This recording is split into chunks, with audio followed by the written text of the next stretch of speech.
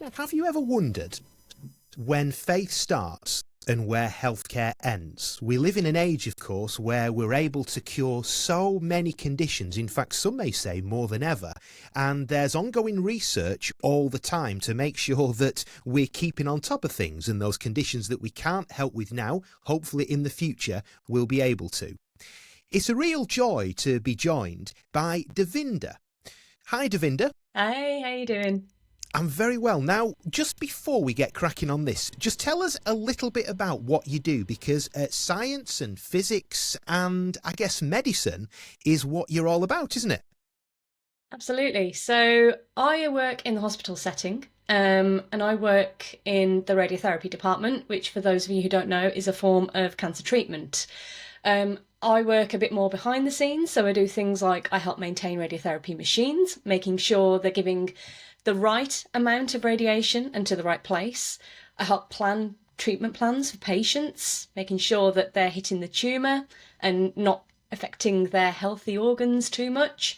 And to get there, I did a BSc in physics, and then I went on to do a master's in medical physics. So yeah, that's a bit about me. So, qualified to be talking on this issue then, which is always good.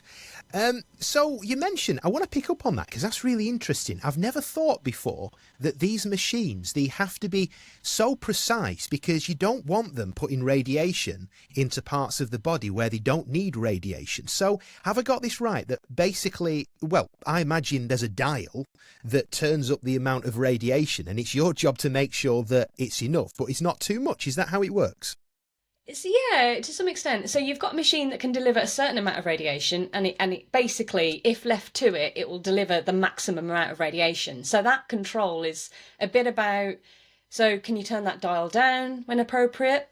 Can you change the position of where it's coming in from? So, if you've got the body, you might be, let's talk about prostates, for example. The prostate is situated right in the middle of the body.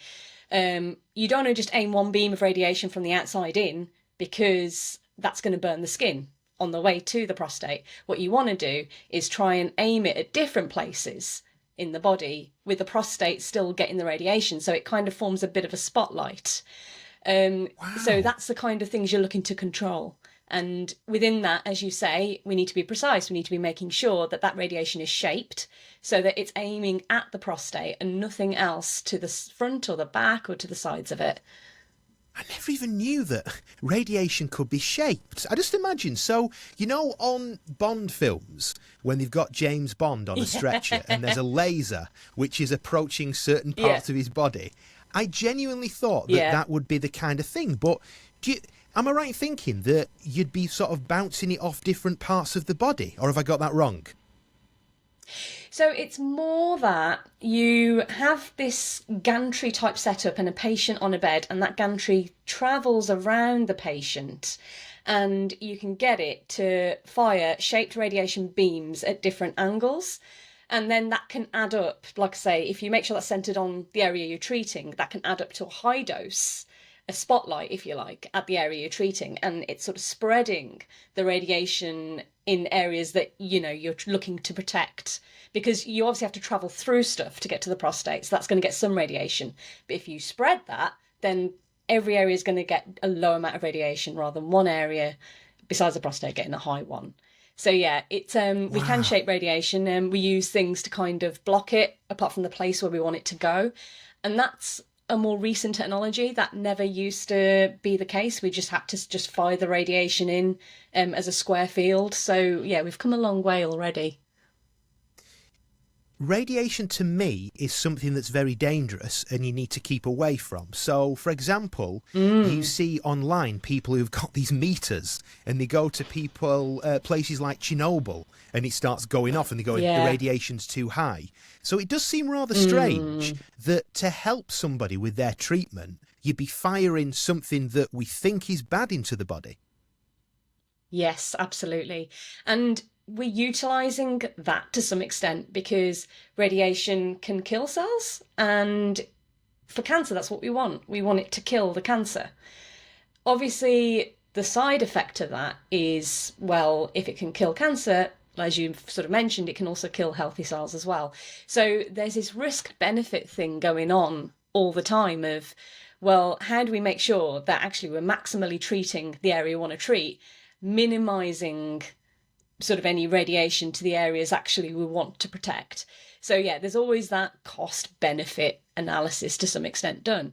And I think, like, as a Christian, it kind of fascinates me because it's something, radiation in this world is, I suppose, it's neither good nor evil. It's there. It's a natural phenomenon in our world. And yes, it can be used for evil. Like, as you mentioned, well, Chernobyl itself wasn't evil, but obviously there was some catastrophic consequences. We think about, things like the atomic bomb, which can, do some catastrophic things. But then we've got this, which can, it's the same phenomenon, radiation, but we're using it to help and cure. And we're thinking all the time about how can we make this as good as it can be. So it's not without risk, but yeah, we have to assess that and try and minimise it. I should have asked this really at the start. What's the definition of radiation? Is it a thing that you can hold? Is it a thing that you can hear? What is it? Yeah, it's a phenomenon. And by that, what I mean is it's something that happens at the atomic level. And essentially, it's an emission of energy. So in the broadest sense, radiation's all around us. So you're on the radio waves are radiation. Light is a form of radiation. And the radiation we're particularly interested is on that spectrum. It's a high energy, invisible radiation that can cause damage. It's Does as that simple answer as your that. question? Or are you looking? It does answer it. It's but almost no, certainly not. I am looking confused because this is so away from what I'm used to talking about. And I'm so glad that I've got somebody who can answer these questions, because I was just then thinking it's a thing that people don't quite understand to a point. It's a bit like consciousness, isn't it, really, where we know it's there, but we don't quite know how to define it. So you've worked in the NHS and you continue to work in the NHS. You shared about your faith. I want to just delve into a little bit about your experiences where I guess faith comes in, and I guess medicine and treatment may stop, or it can only go so far. So within the NHS, there's going to be a lot of challenges. But tell us about some of your experiences in working in cancer in particular. So, yeah, routinely, as I mentioned before, I help maintain the machines. And the other thing I do is I help simulate radiation treatment. So essentially, I get images of the patient and I help decide where that radiation should go. So going back to that example of the prostate, your prostate's in the middle of your body if you're a male, and you would have organs around it that you're looking to protect. So I can't just say, I'm just going to give a beam of radiation through your belly to the prostate, because your bladder's in the way. So your bladder's going to get the majority of that radiation. So what I have to try and then decide is, well, how do I spread that radiation? I can't put it from underneath either, because your rectum, what you need to go to the toilet is also in the way as well. If I give too much radiation to those organs, then I'm risking, yes, I've cured the cancer, but then that patient will have a lifelong incontinence and, sort of undesirable side effects, really. So every patient's individual. Everyone's got a different shaped thing. Everyone's got different shapes of organs, different bodies. So in that side of things, you really see, even though I'm not meeting the patient, I'm just looking at their images, you really see the individuality of every human. And on top of that, you'll learn things about, their medical history, and that might affect what you do as well. If they're prone to certain things, certain conditions, you might have to think again about where you're going to put the radiation, because are you going to actually irritate certain things more? So, yeah, when it comes to that side of things, I think it's precisely why I do the job, because actually I use physics, which I love, but actually I get to see each patient as an individual, and I get to use the skills I believe God has given me to sort of think about how best to treat the patient and go by them.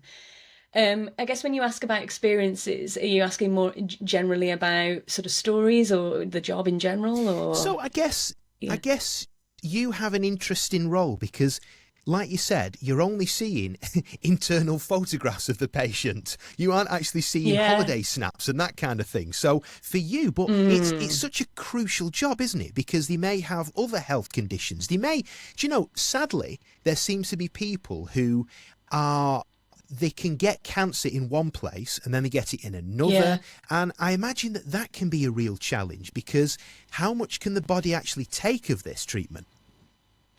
Yeah. And this is becoming more of an issue, and that's a good thing in a way. We have to think of it as a good thing in a way, because what's often happening is that people are living longer because, healthcare's advanced so much, but it means that actually they're more likely to come in with things or come in with multiple things. So you mentioned about people having cancer and then getting it again.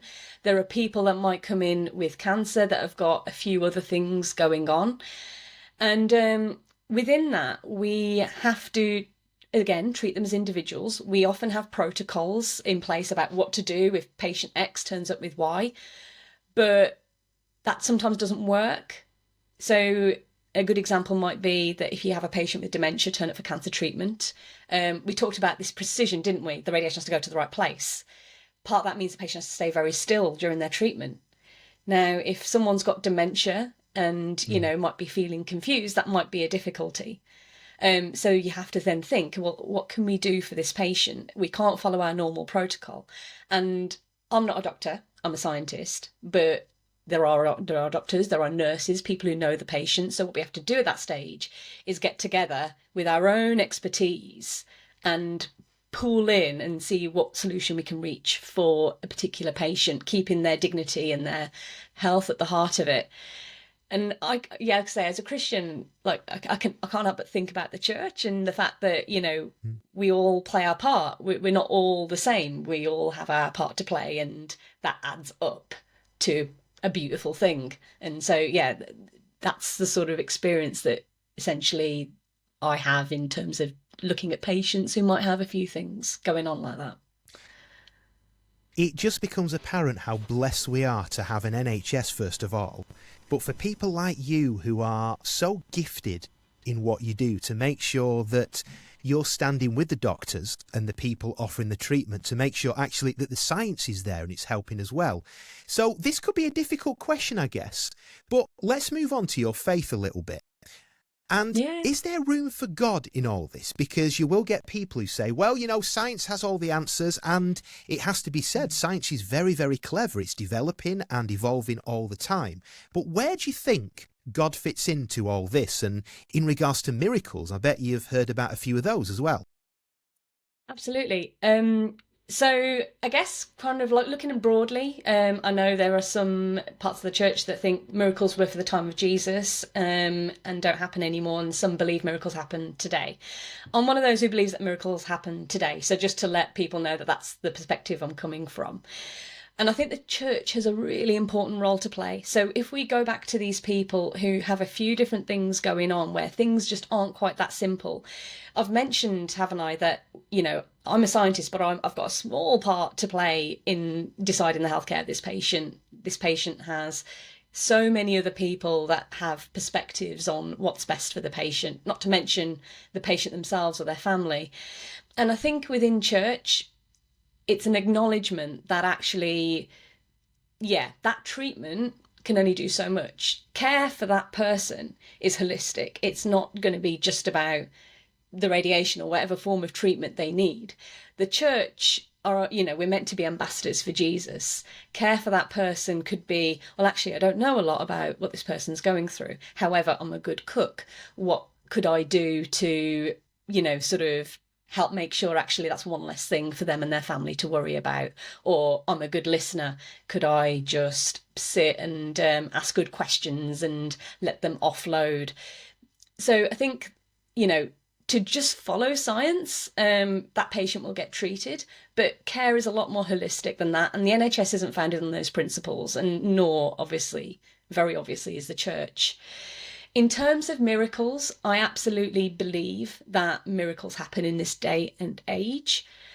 I think we have to be careful within church about what we pray for and how we pray. I think it's really important to pray because prayer is a way of reaching out to God. It's encouragement, and it's us giving space. Well, God will move whatever, but it's us acknowledging his supremacy.